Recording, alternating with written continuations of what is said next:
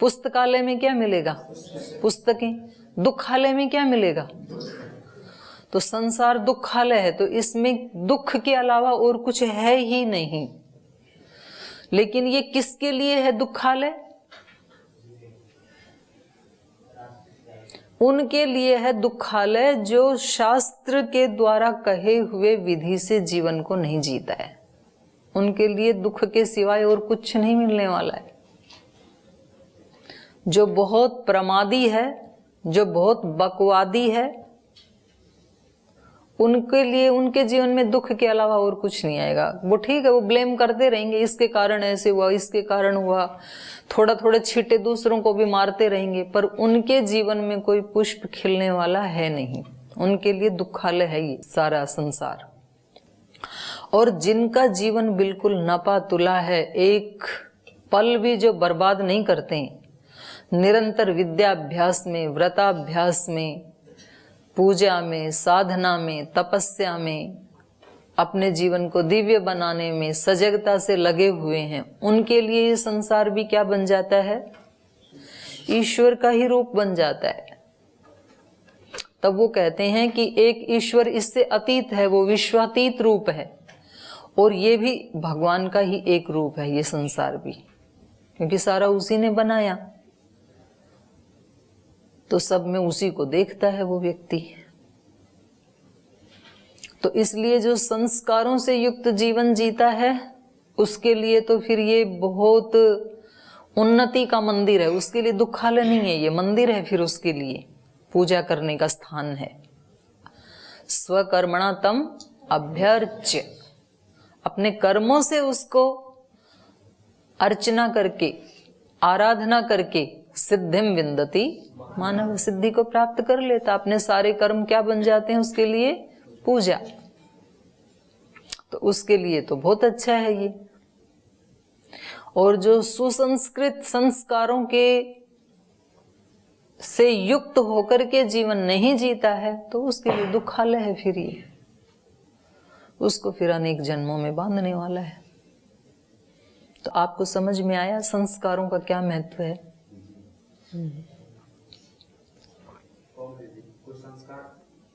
माँ के गर्भ में हो जाता है, उसका क्या प्रयोजन है? उसका तो उससे भी ज्यादा प्रयोजन है जो बाहर आने पे होते हैं। क्योंकि ऐसे कहा जाता है कि माँ के गर्भ में जीवात्मा जो है वो अत्यंत सजग होता है। बहुत दुख है ना वहां पे, उल्टा लटका पड़ा है इतने गंदे स्थान के ऊपर, तो कहता है भगवान जी जल्दी से बाहर निकालो, और जो पिछले जन्म में नहीं कर पाया था वो सब बाहर आते ही कर डालूंगा। ऐसे कल्पना की है, क्योंकि वो सबसे ज्यादा जागरूक होता है जीवात्मा माँ के गर्भ में, तो इसलिए उस समय किए हुए संस्कार हैं वो कभी भी भूलता नहीं है वो। और ऐसे उदाहरण है हमारे पास, मदालसा के, सुभद्रा के, अभिमन्यु को सिखाया ना, तो उस समय और ज्यादा प्रभाव पड़ता है।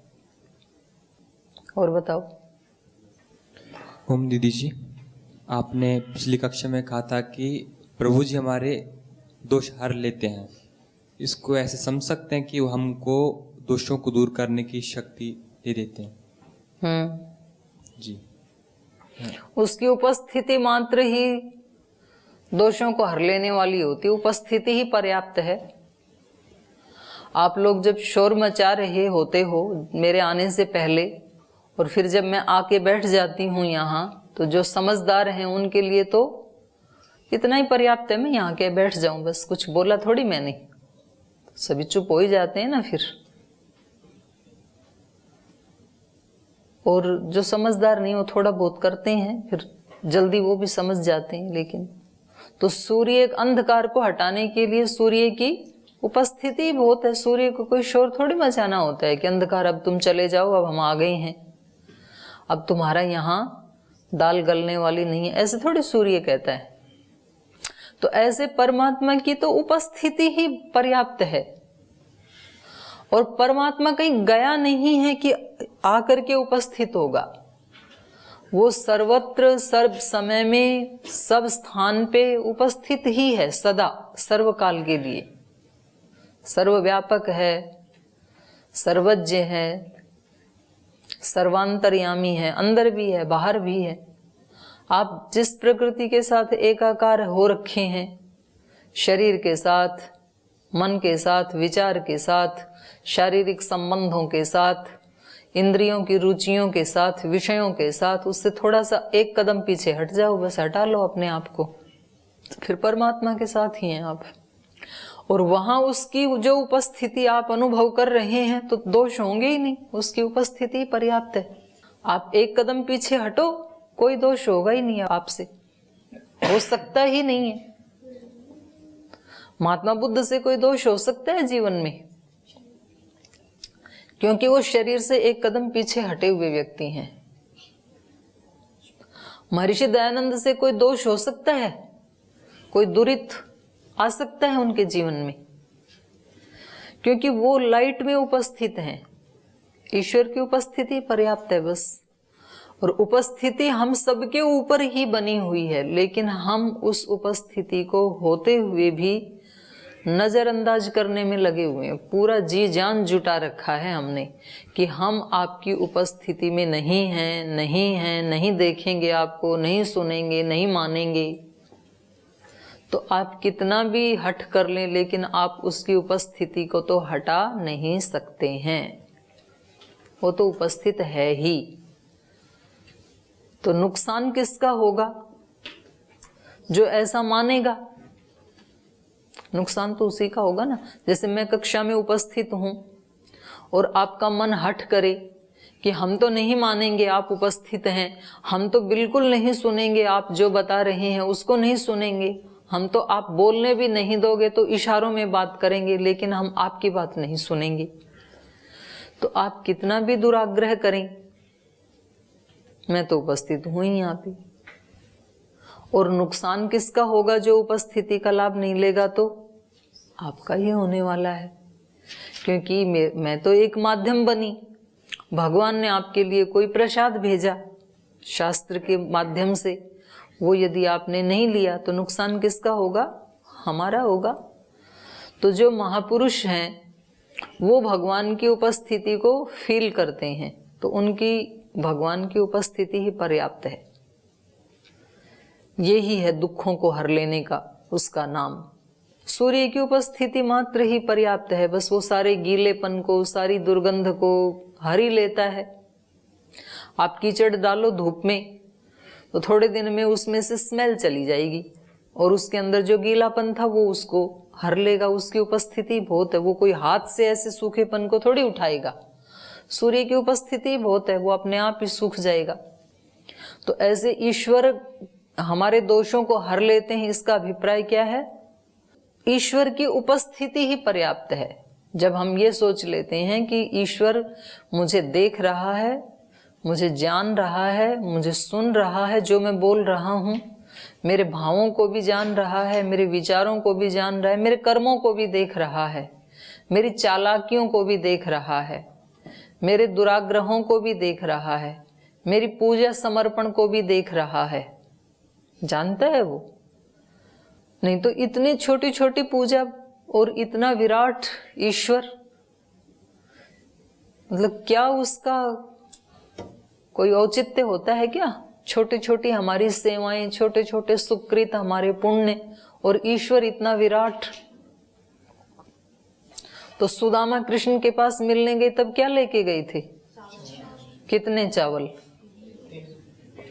1-2 ट्रक तो ले जाते, इतने बड़े राजा के पास जा रहे थे कम से कम। इतने बड़े सम्राट के पास 2-3 मुट्ठी चावल का क्या क्या प्रयोजन होता है? तो 2-3 मुट्ठी चावल का कोई उठाव नहीं उठेगा इतने बड़े सम्राट के पास जाने के लिए। वो संकोच भी कर रहा था कि क्या लेके जाऊं इसका, लेकिन भगवान ने उसको किस भाव से लिया? मतलब जाते खुद पूछा उन्होंने कि मेरे लिए क्या लाए हो? इतना बड़ा सम्राट इतने एक दरिद्र व्यक्ति से पूछ रहा है मेरे लिए क्या लाए हो? क्या कोई चीज अनुपलब्ध थी उसके महल में कि जिसको सुदामा लाएगा और उसके पास उपलब्ध नहीं थी? ऐसी कोई वस्तु हो सकती है धरती पे इतने बड़े सम्राट के लिए? फिर भी क्यों पूछ रहे हैं? उसका गौरव बढ़ाने के लिए।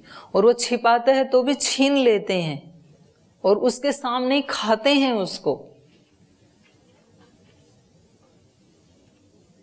तो ये क्या है? ये हमारे सुकृत हैं। भगवान के पास यदि जाना है तो छोटे छोटे सुकृतों की पोटली बना के ही साधक आगे कदम बढ़ाता है। यद्यपि ईश्वर के इस विराट कर्म को देखेंगे तो हमारे सुकृत का कोई उसमें पासिंग में भी नहीं है।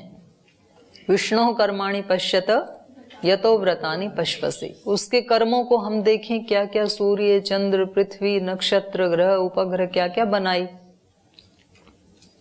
उसके सामने हमारा कर्तृत्व क्या है? कुछ भी नहीं है। लेकिन जाएं कैसे उसकी तरफ? उसी के माध्यम से जाएंगे। तो उसको भी गीता में कहा, पत्रम पुष्पम फलम तोयम यो माम प्रयच्छति यो मे भक्तः। जो भी है, जो मेरे को छोटी छोटी चीजें भी, पत्र पुष्प फल आदि भी जो देता है, भक्त्या प्रयच्छति, उसका भाव यही है, शब्द इधर उधर होंगे, उसको मैं बहुत प्रसन्नता से स्वीकार करता हूं, ग्रहण करता हूं। एक बच्चा है, किसी करोड़पति बाप का बेटा है, छोटा सा, और वो जब अपनी ड्यूटी से आता है तो वो जो छोटा सा बच्चा है, बिल्कुल छोटा सा बच्चा, उसकी चाबी गिर गई आते आते, कार की चाबी हाथ से गिर गई करोड़पति व्यक्ति की, और छोटा सा बच्चा है बिल्कुल, वो उसको चाबी को उठा के पिता के हाथ में दे देता है। तो पिता कितना खुश होता है। तो क्या उसको वो चाबी उठाना अनुपलब्ध था क्या? या कोई भी वस्तु उठा के दे देता है। मानो उसके घर में टेबल के ऊपर कोई बिस्किट रखा था और बच्चे ने आते ही उसको एक बिस्किट उठा के दे दिया, तो बिस्किट किसका है? पिता का ही है। सारा घर भी पिता का ही है, करोड़पति है। करोड़पति के व्यक्ति के लिए एक बिस्किट की क्या वैल्यू है? कुछ भी नहीं है। उसके पास तो ऐसे करोड़ों तरह के बिस्किट आ सकते हैं, लेकिन उस एक बिस्किट से वो क्यों खुश हो जाता है? क्योंकि उस बच्चे के प्रति अपनापन है कि मेरे बेटे ने मेरे को दिया। उसी की ही वस्तु है, पिता की ही। बच्चा कहीं से बना के नहीं लाया फैक्ट्री में से, पिता ही कभी घर में लाके रखा होगा वो बिस्किट। उसी की वस्तु उसी को दी जा रही है। तो हम अपनी तरफ से भगवान को क्या वस्तु दे सकते हैं? क्योंकि हमारे पास तो हमारा शरीर भी भगवान का दिया हुआ है, और ये सारा संसार क्या है? भगवान का ही दिया हुआ है। ईशावास्यम इदम सर्वम। पर उसी में से उसी को कुछ देते हैं तो उसको ऐसे ही प्रसन्नता होती है जैसे उस करोड़पति पिता को होती है अपने बच्चे के एक बिस्किट देने से। तो ऐसे हमारे जो छोटी छोटी सेवाएं हैं, छोटी छोटी श्रद्धा है, समर्पण है, भक्ति है, वो सब भगवान का ही दिया हुआ है। उसी के सामर्थ्य से, उसी के लिए हम वो भाव बना के कुछ सेवा करते हैं तो उससे वो खुश होते हैं, उसको लेते हैं, बहुत श्रद्धा से ही लेते हैं, श्रद्धा से दिया हुआ। जो हम तप की बात कर रहे थे उसमें भी सात्विक तप के लिए क्या बताया वहां पर गीता में? श्रद्धया परया तप्तम। 3 प्रकार के ये जो तप बताए, शरीर के, वाणी के और मन के, इनको जो पराश्रद्धा से युक्त होकर के जो मनुष्य तपते हैं, अफलाकांक्षी भी, जिसमें फल की आकांक्षा नहीं होती है, उनको सात्विक तप कहा है। तो ऐसे अनन्य श्रद्धा से, भक्ति से युक्त होकर के जो आप ये पाठ भी पढ़ रहे हैं ना, जो इसको भी आप परम श्रद्धा से युक्त होकर के यदि पढ़ते हैं तो भगवान इसको एक सात्विक तप के रूप में, सात्विक पूजा के रूप में स्वीकार करेंगे। मर्जी आपकी है। आप खाना भी खाते हैं, आप स्नान भी करते हैं, जो भी करते हैं, उसी कर्म को यदि आप परम श्रद्धा से युक्त होकर के और वैसा भाव रखते हुए यदि करते हैं तो क्या आपका क्या सलाह है? करने की इच्छा है? तो आपको, आप में से जो इस तरह से करेंगे वो फिर यहां आके बताएंगे, और आपको ये अलग से होमवर्क दिया जा रहा है आज। आप खुद बताएंगे कि मैंने किसी भी एक चीज का, आपने तो बहुत सारा सुना है, दर्शन भी पढ़े हैं, गीता भी सुनी है, रामायण भी पढ़ रहे हैं, उपनिषद भी पढ़े हैं, गुरुजनों से भी बहुत सुना है।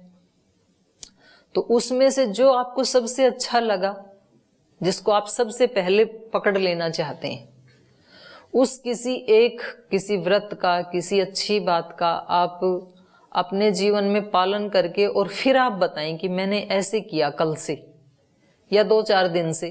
कोई व्यक्ति 2-3 दिन भी उसका प्रैक्टिस कर सकता है, और फिर आप बताएं तो दूसरों को भी प्रेरणा मिलेगी, आपके ही भाई बहनों को, और कोई आपके कार्यक्रम को देखेंगे तो उनको भी प्रेरणा मिलेगी कि हम भी ऐसे करें। और तीसरा, ये सार्थक हो जाएगा, तेजस्विना अवधीतम अस्तु। हमारा जो पढ़ा हुआ है वो कैसा हो? तेजस्वी हो। तो ये पढ़ना पढ़ाना भी सार्थक हो जाएगा। तो इस प्रकार से आप इसका अभ्यास करें। तो इसलिए मैंने कहा था कि ईश्वर के सन्मुख आते ही वो हमारे सब दोषों को हर लेते हैं। तो हमारे अंदर वो सामर्थ्य आ जाती है कि हम दोष करते ही नहीं हैं, पीछे क्यों जल जाते हैं। ठीक है, चलूं आगे।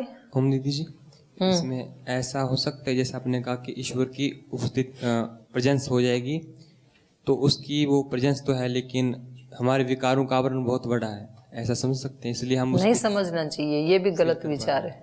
नहीं, ऐसे समझ करके ही मतलब पूरा जीवन खो दिया कि हमारे ऊपर बहुत आवरण हैं, जन्म जन्मांतरों के आवरण हैं।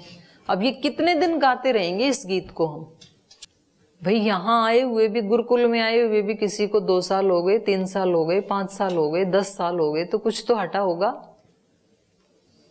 निरंतरता तो बहुत बड़ी चीज होती है। तो इसलिए अब ये चीज सुनाना बंद करें अपने आप को। अब ये सुनाएं कि सारे आवरण हट चुके हैं, ऐसे सुनाओ। आवरण है तब भी यही सुनाओ कि आवरण हट चुके हैं। क्योंकि कल इन्होंने क्या कहा था, कल वाले श्लोक में क्या कहा था? एवं भवतु भद्रम ते। प्रकृति हमें क्या कहती है? एवं भवतु, एवं अस्तु, ऐसा ही हो। तो इसलिए बहुत सोच समझ करके शब्दों को बोलना है और बहुत सोच समझ करके दिमाग से विचार को उठाना है। जो आप उठाओगे प्रकृति बोलेगी एवं अस्तु। आपने बोला बहुत आवरण है, बोले एवं अस्तु। आपने कहा ये पाठ पढ़ने से कुछ होने वाला नहीं है, तो प्रकृति बोलेगी एवं अस्तु।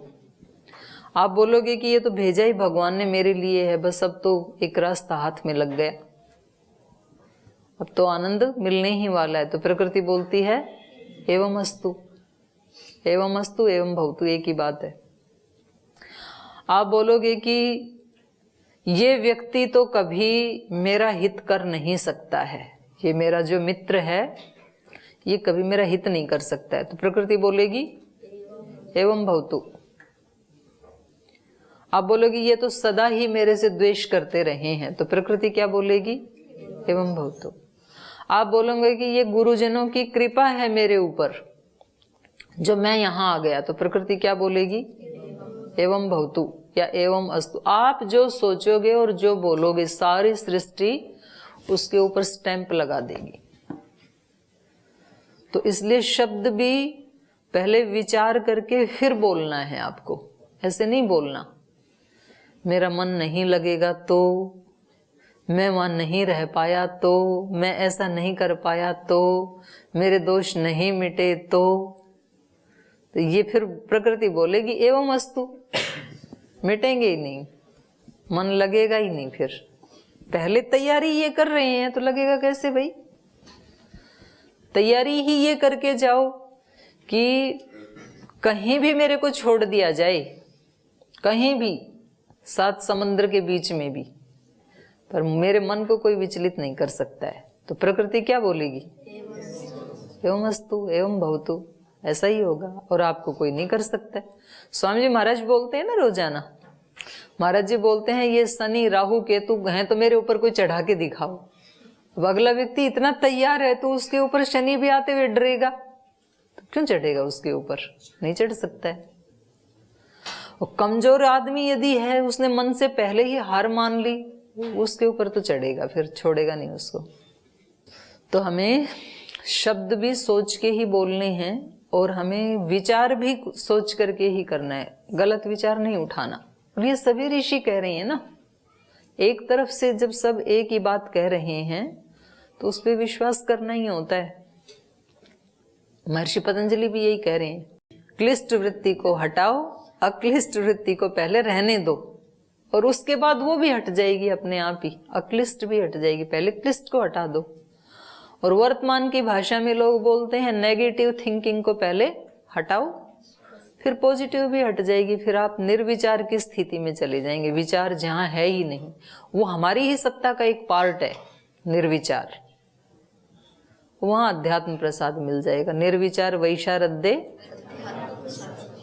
तो आज आपके लिए यही होमवर्क है कि आप अपने मन को जितना पॉसिबल हो कल के पाठ तक निर्विचार रखने की कोशिश करेंगे, अभ्यास करेंगे निर्विचार। तो कम से कम आपको ये पता तो लगेगा कि विचार कितने चलते हैं और क्यों चलते हैं, और कितनी देर आप अपने मन को निर्विचार रख पाए और उसका परिणाम क्या हुआ, आपको कैसा लगा, ये आप कल बताएंगे। आप सबके लिए ये होमवर्क है। और कोई है प्रश्न किसी का? छोटा सा पूछ सकते हैं। हो गया? तो कल इन्होंने बताया था कि आप इस सुचिता को यदि पूर्णे वर्ष सहस्त्र पूर्णता तक लेके जाएंगे, पवित्रता को, यदि आपको भी यही कहा जा रहा है कि ये निर्विचार का जो अभ्यास है, इसको आपको चाहे 100 बार टूट जाए ये, लेकिन फिर पकड़ना है इसको। जैसे आपने निर्विचार करने की कोशिश की, फिर विचार आ गया कोई, फिर उसको हटाया, फिर निर्विचार की स्थिति में गई। तो सब काम करते हुए आपको इस जागरूकता का, सजगता का, कौन सा विचार अत्यंत आवश्यक है बस उतना ही रखना है, बाकी के सबको हटाने का अभ्यास करना है। ऐसे ही इन्होंने कहा कि ये शुचिता यदि बनी रही तब आप त्रैलोक्य हंतारम, तीनों लोकों का अभिभव करने वाले पुत्र को भी प्राप्त कर सकती हैं। तो ऐसे इनके चले जाने पर गते तस्मिन नरश्रेष्ठ दीति ही परम हर्षिता कुशप्लवम समासाद्य तपस्ते पे सुदारुणम। हे नरश्रेष्ठ, विश्वामित्र श्री राम को सुना रहे हैं, हे नरश्रेष्ठ, गते तस्मिन, उस कश्यप के चले जाने पर, वो तप करने के लिए चले गए, इनको भी कहा कि आप भी तप करते रहो। तो भगवान हमें अंतःकरण में निर्देश देते हैं कि आप ऐसे चलो। उसके बाद वो अंतर्धान हो गए। अंतर्धान हो गए मतलब हमारे चित्त में वो प्रेरणा दे करके वो चित्त में ही रहते हैं, लेकिन हम अपने काम में लग जाते हैं फिर। तो ऐसे ही ये भी इनके चले जाने पर दीति परम हर्षिता, दीति अत्यंत हर्षित हुई, क्योंकि उसको भी एक काम मिल गया, एक जॉब मिल गई उसको भी। कुशप्लवम समासाद्य, और उसने कुशप्लव नाम का तपोवन था, उसको प्राप्त करके तपस्ते पे सुदारुणम, अत्यंत कठोर तप किया उसने। सुदारुणम मतलब कठोर तपस्या। तो तपस्या इन्होंने प्रारंभ कर दी। तपस्या आपकी भी प्रारंभ हो रही है अभी से, इसी समय से। तो आगे का पाठ कल पढ़ेंगे, आज यहीं विराम लेते हैं।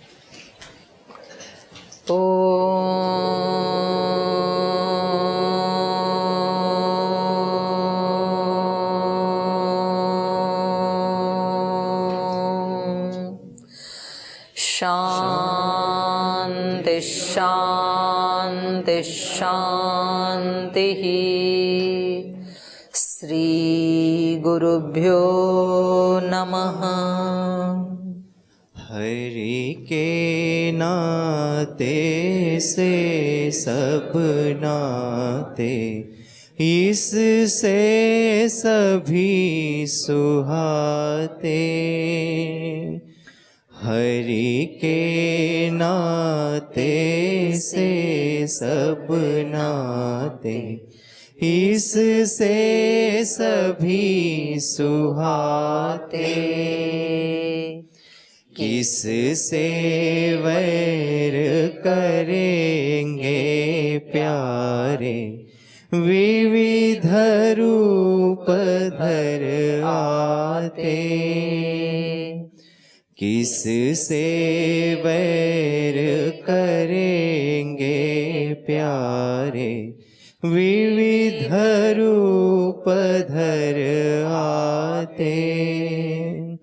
स्वार्थ बिना जो सबकी सेवा, करते नहीं अघाते। स्वार्थ बिना जो सबकी सेवा, करते नहीं अघाते। पर दुख दुखी सुखी पर सुख में, वो जन हरि को भाते। पर दुख दुखी सुखी पर सुख में, वो जन हरि को भाते। हरि के नाते से सब नाते, इससे सभी सुहाते। किससे वैर करेंगे प्यारे, विविध रूप धर आते। विविध रूप धर आते। विविध रूप धर आते। ओम। 3 श्री गुरुभ्यो